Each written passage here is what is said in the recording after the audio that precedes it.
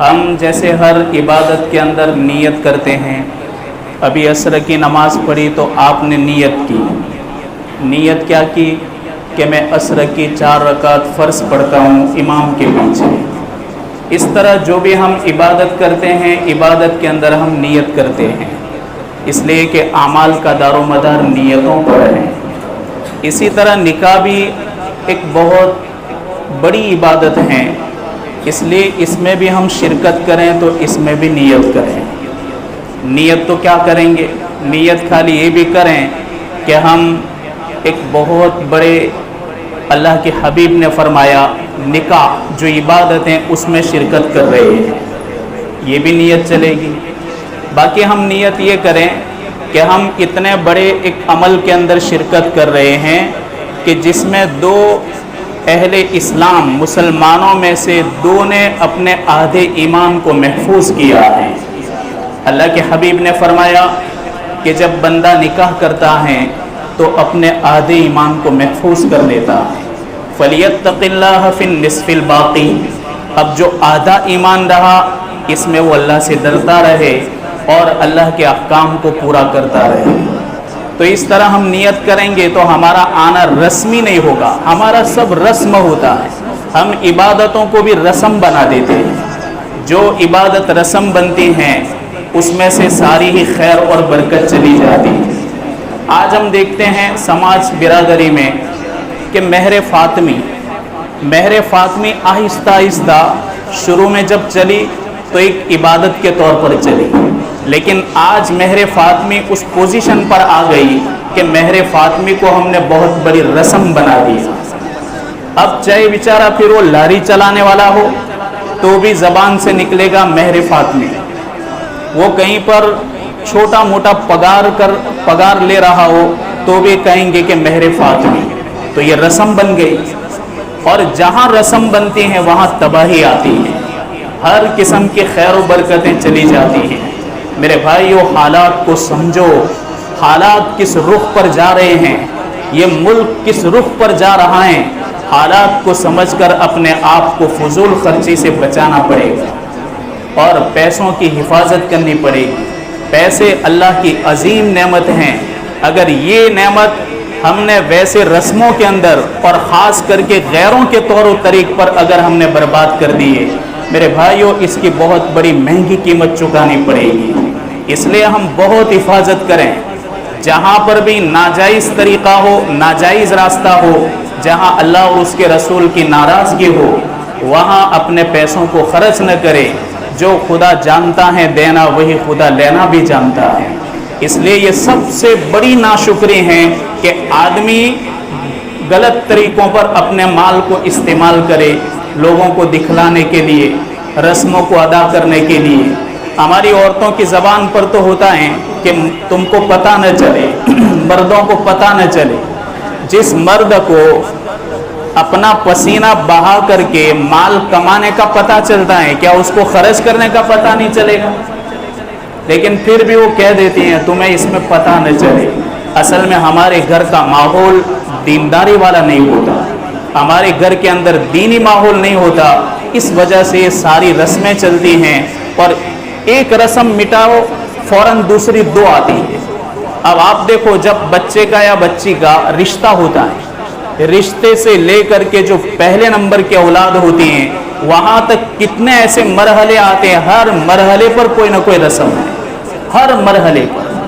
اور اگر وہ غریب ہیں، فقیر اور مسکین ہیں، تو اس کو کسی بھی طرح وہ رسم ادا کرنی پڑتی ہے۔ جیسا کہ غیروں کے اندر رسمیں ادا کی جاتی ہیں، اس طرح ایک ایمان والا جو نبی کریم صلی اللہ علیہ وسلم کے دین پر ایمان رکھتا ہے اور آپ کی زندگی کو اپناتا ہے، اس کو بھی اس رسم پر عمل کرنا پڑتا ہے۔ اللہ ہماری حفاظت فرمائے۔ جو آج یہ افراتفری دیکھ رہے ہیں سماج کے اندر، اونچ نیچ دیکھ رہے ہیں، اور نکاح ہوا، چند مہینے ہوئے، لڑکی اس کی ماں کے گھر، کیا ہوا تو نہیں انبنا ہوئے، ابھی نکاح ہوا 1 سال گزرا کہ چھوٹی موٹی بات ہو گئی، طلاق ہو گئی۔ یہ کتنا ان بیلنسنگ ہو رہا ہے سماج کے اندر۔ آپ تو بڑے سمجھدار ہیں، آپ دیکھ رہے ہیں، سن رہے ہیں، کہ اتنی زیادہ خرابی کیوں سماج کے اندر پیدا ہو رہی ہے؟ میرے بھائیوں، اس خرابی کی سب سے بڑی وجہ یہی ہے کہ ایسے موقعوں پر لوگوں کو تو ہم راضی کر لیتے ہیں لیکن اللہ اور اس کے رسول کو ناراض کر دیتے ہیں، اس لیے سب خرابی آتی ہے۔ امام التفسیر علامہ احمد علی لاہوری رحمۃ اللہ علیہ فرماتے ہیں، کتنا بڑا امام ہے، کتنا بڑا مفسر ہیں، فرماتے ہیں کہ میں جب دارالعلوم دیوبند کے اندر پڑھ رہا تھا تو ایک میاں جی آئے۔ اب استاذ کون ہے؟ شیخ الاسلام والمسلمین مولانا حسین احمد مدنی رحمۃ اللہ علیہ، وہ سبق پڑھا رہے تھے۔ ایک میاں صاحب آئے، آ کر کے حضرت کے پاس بیٹھ گئے۔ اب وہ طلبہ کو دیکھ رہے تھے، ہر ایک کو دیکھ رہے تھے۔ اللہ نے کتنی بصیرت عطا فرمائی ہوگی اور ان کی نگاہ کتنی تیز ہوگی دین کے اعتبار سے۔ فرماتے ہیں کہ ہر ایک طالب علم کو دیکھتے رہے، اس بزرگ کی نگاہ میرے اوپر ٹک گئی۔ تو شیخ الاسلام سے کہنے لگی کہ یہ لڑکا کون ہے؟ تو انہوں نے نام بتایا میرا۔ شیخ الاسلام حضرت مولانا حسین احمد مدنی رحمۃ اللہ علیہ نے جب نام بتایا تو کہنے لگی یہ کون ہے؟ کہا یہ تو سکھ گھرانے سے آ رہا ہے اور اس کا جو پریوار ہیں تو وہ سب غیر ہیں۔ فرماتے ہیں کہ میں اس لڑکے سے میں اپنی لڑکی کا نکاح کرنا چاہتا ہوں۔ تو حضرت نے ان کو بلا کر کے کہا کہ بیٹا تیرا تو نکاح نہیں ہوا، مجھے معلوم ہے، یہ جناب کہہ رہے ہیں اپنی بیٹی کا نکاح کرنا چاہتے ہیں، تو تیار ہے تیرے ساتھ؟ تو وہ فرماتے ہیں کہ میں نے کہا کہ حضرت آپ مجھے تو پہچانتے ہو، میں کیسا ہوں، میرے پاس تو کوئی سہارا نہیں، میں تو بے گھر ہوں اور میرے پاس اتنا بھی پیسہ نہیں ہے کہ میں نکاح کروں تو مہر کے طور پر چکاؤں اور بعد کا جو بندوبست ہے میں کر سکوں۔ تو حضرت نے فرمایا کہ تو سوچ لے۔ اب یہ حضرت کو کہہ رہے ہیں کہ آپ اسے سمجھاؤ۔ پھر بعد میں حضرت نے بلا کر کہا بھائی تیرا نکاح ہو جائے گا۔ وہ فرماتے ہیں کہ اس وقت میرے پاس مشکل سے 2 جوڑ کپڑے تھے، ایک جوڑ تو پہنا ہوا تھا پر ایک جوڑ میرا تھیلے کے اندر رکھا ہوا تھا۔ حضرت نے فرمایا کہ اگلی نماز کے اندر تیرا نکاح ہو جائے گا یا کل ہو جائے گا۔ یہ فرماتے ہیں کہ میرا جو پہنا ہوا لباس تھا وہ تھوڑا اچھا تھا اور دوسرا لباس تھا، دوسرا جوڑا وہ تھوڑا پرانا پھٹا ہوا تھا۔ تو میں نے جلدی پہنا ہوا جوڑا اتار کر کے جیسے تیسے اس کو دھو دیا اور دھو کر کے سکھا دیا۔ سخت ٹھنڈی کا زمانہ اور اچانک بادل آ گئے، تو بادل بھی ہیں ٹھنڈی بھی ہیں، میرے کپڑے سوکھے ہی نہیں۔ میں بہت کوشش کر رہا تھا کسی طرح کپڑے سوکھ جائے لیکن سوکھے ہی نہیں، وہی کپڑے میں نے پہن لیے۔ اب میں سردی سے ٹھٹر رہا تھا، سخت سردی اور اوپر سے گیلے کپڑے تھے۔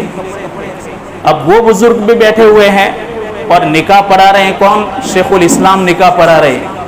فرماتے ہیں میں تو آ کر بیٹھ گیا، وہ دیکھنے لگے کہ یہ کپڑے کل بھی یہی تھے آج بھی یہی ہیں۔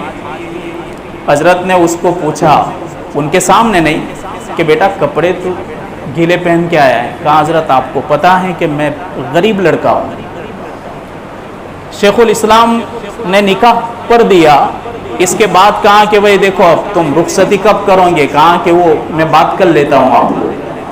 اس کے بعد جب رخصتی ہوئی، اب یہ غریب لڑکا، یہاں پر کوئی بھی شرط نہیں ہو رہی، بس اللہ اور اس کے رسول کے طریقے پر، اللہ کے حبیب نے جو نکاح کا طریقہ بتلایا اس طریقے پر نکاح تام ہو گیا، رخصتی ہو گئی۔